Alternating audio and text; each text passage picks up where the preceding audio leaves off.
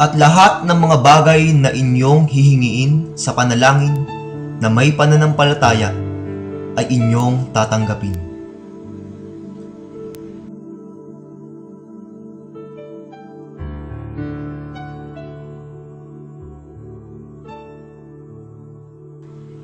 Masasabi natin na ang pagsampalataya ay mayroong dalawang yugto.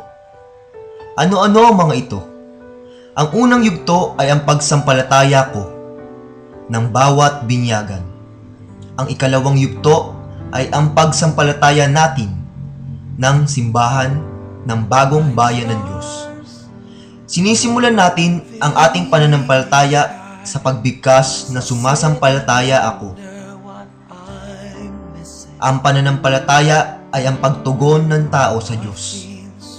Sa pamamagitan ng pananampalataya, ibinibigay ng bawat isa ang kanilang buong isip at buong puso nang walang pag-aalinlangan sa Kanya. Una at higit sa lahat, ang pananampalataya ay personal. Ito ay personal na pag-ugnay sa Diyos. Ito ay malayang pagtugon ng bawat isa sa mga mabubuting bagay na nilikha ng Diyos upang siya ay ating lubos na makilala. Kaalinsabay nito ang pagtanggap ng buong katotohanan na ipinahayag sa atin ng makapangyarihan at dakilang Diyos.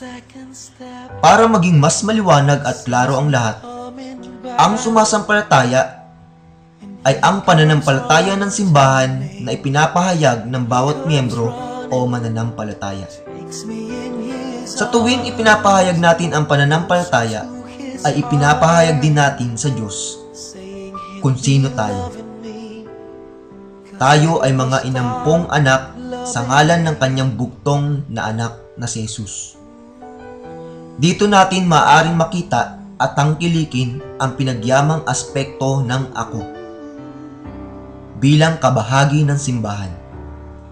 Ang malayang nakikiayon sa paanyaya ng Espiritu Santo upang magpahayag ang bawat isa ang mga ako dahil sa ang tawag ng Diyos sa bawat isa ay napaka-personal, napakatalik, ngunit bukod pa doon, ang tawag ng Diyos sa bawat isa ay upang tawagin din siya sa isang samahan, sa isang mag-anak, ang simbahan.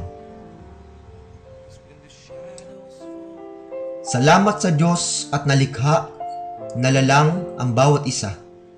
At salamat din sa Diyos sa kanyang pagkakatawag sa bawat isa sa atin upang bumuo ng simbahan. Tayo ay hinahamon na maging kumbinsido sa ating pinananampalatayahan na sa bawat pagbigkas natin ng salitang sumasampalataya ako ay ating niyang tunay na tinanggap sa ating mga puso ang nag-iisang Diyos. Ikaw ba? May paninindigan ka ba sa pagbigkas mo ng katagang sumasampalataya ako? Ngayong alam mo na ang natatanging kahulugan nito.